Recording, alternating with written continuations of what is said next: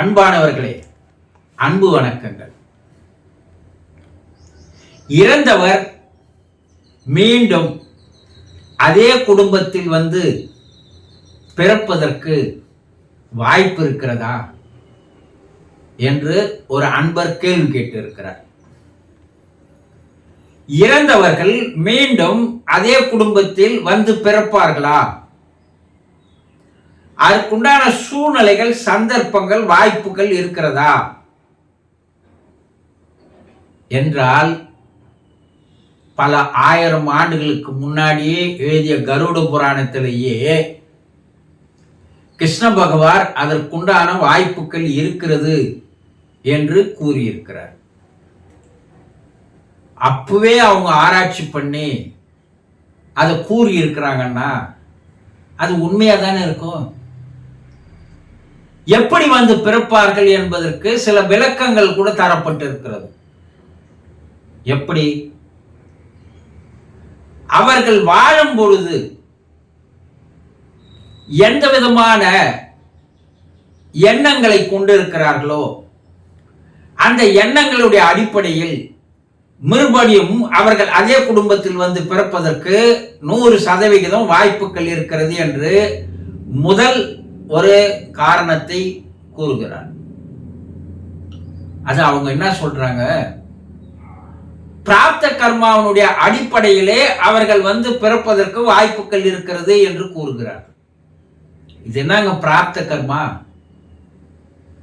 அண்ணா, சஞ்சித கர்மா, பிராப்த கர்மா, ஆகாமிய கர்மா என்ற 3 விதமான கர்மாக்கள் இருக்கிறது. இதை நீங்க புரிஞ்சுக்கணும்னா, முற்கால மனப்பதிவுகள், இப்போது வாழ்ந்து வருகின்ற தற்கால மனப்பதிவுகள், எதிர்காலம் எப்படி இருக்கும் என்று நினைக்கின்ற எதிர்கால மனப்பதிவுகள், இது 3 தான் கர்மா என்று சொல்கிறார்.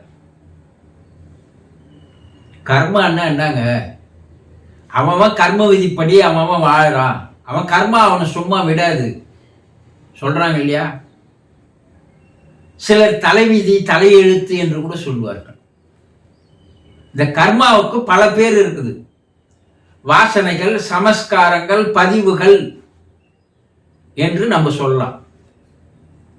இந்த சமஸ்காரங்கள், கர்மாக்கள் இதெல்லாம் தெளிவா தெரிஞ்சுக்கணும்னா, மனப்பதிவுகள் வேற ஒண்ணும் இல்லை. மனம் என்ன எண்ணுகிறதோ அந்த எண்ணங்களுடைய ஒட்டுமொத்தமான தொகுப்பு, வடிவம், அது ஒரு ரெக்கார்டு, ஃபைல்ஸ், அதுதான் கர்மா.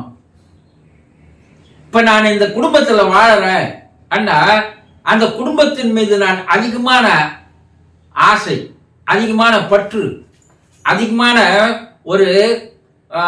ஒரு நேசம், இதையெல்லாம் நான் வைத்திருந்தால் அது என்னுடைய மனப்பதிவாக மாறிவிடுகிறது இல்லையா?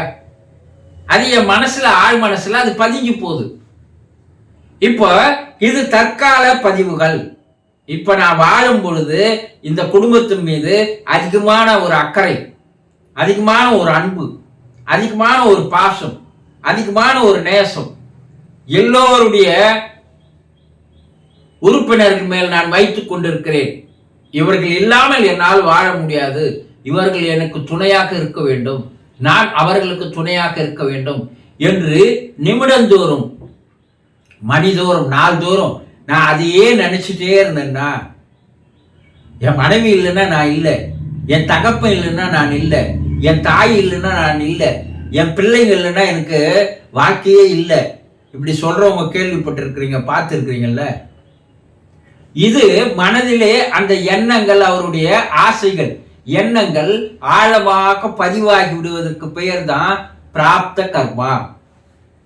இந்த எண்ணங்கள் என்ன பண்ணுதுன்னா, இறந்த பிற்பாடு கூட இந்த எண்ணம் அப்படியே எடுத்து செல்லுகின்ற காரணத்தினால் அது என்ன செய்யுதுன்னா, மறுபடியும் அதே குடும்பத்தில் வந்து பிறப்பதற்கு ஒரு விதையாக, வாய்ப்பாக அமைகிறது.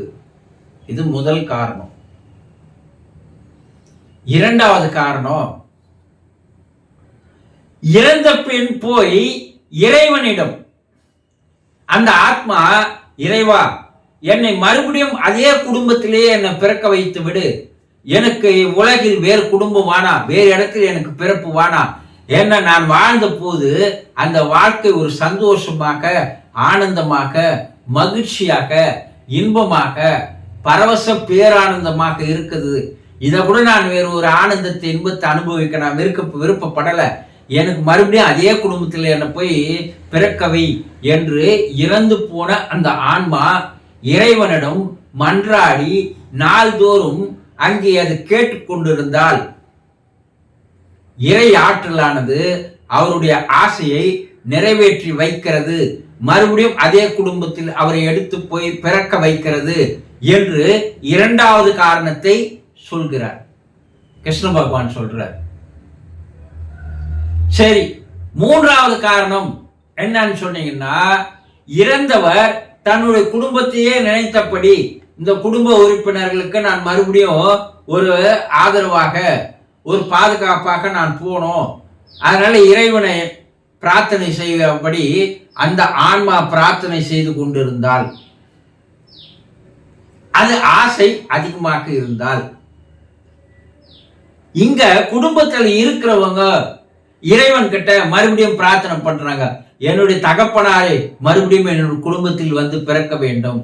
அது போல ஒரு மனிதர்கள் எங்களுக்கு உலகத்துல கிடைக்க மாட்டாங்க. அதனால அந்த குடும்பத்தில் இருக்கிற பெண், இறந்து போனவர் தந்தையாக இருந்தால் அந்த தந்தையினுடைய பெண் இறைவனிடம் பிரார்த்தனை வைத்து தினந்தோறும் பிரார்த்தனை செய்து வந்தால், அவளுடைய வயிற்றிலேயே இறந்து போன தந்தை வந்து பிறப்பதற்கு வாய்ப்புகள் இருக்கிறது. இல்ல, தாய் இறந்து போயிருக்கிறாள், அந்த பிள்ளை என்னுடைய தாயே எனக்கு மகளாக வர வேண்டும், மறுபிறப்பு எடுக்க வேண்டும் என்று இறைவனிடம் மன்றாடினாலும், அந்த மகன் கட்டிக்கொள்ளுகின்ற மனைவி மருமகள் வயிற்றில் அந்த தாயே வந்து மகளாக மறுபடியும் பிறக்கின்ற வாய்ப்புகள் இருக்கிறது. இது உண்மைதானா? பல இடங்களில் இந்த நிகழ்வு நடைபெற்று இருக்கிறது. அப்ப இறந்தவர்கள் ஒன்று பிராப்த கர்மாவின் அடிப்படையிலும், இரண்டாவது இறைவனுடைய அருளினாலும், மூன்றாவது இறந்தவரும் குடும்பத்தினரும் செய்து கொள்ளுகின்ற பிரார்த்தனையின் அடிப்படையில், மூன்று காரணங்களை வைத்து கிருஷ்ண பகவான் விலாவரியாக எடுத்து கூறுகிறார்.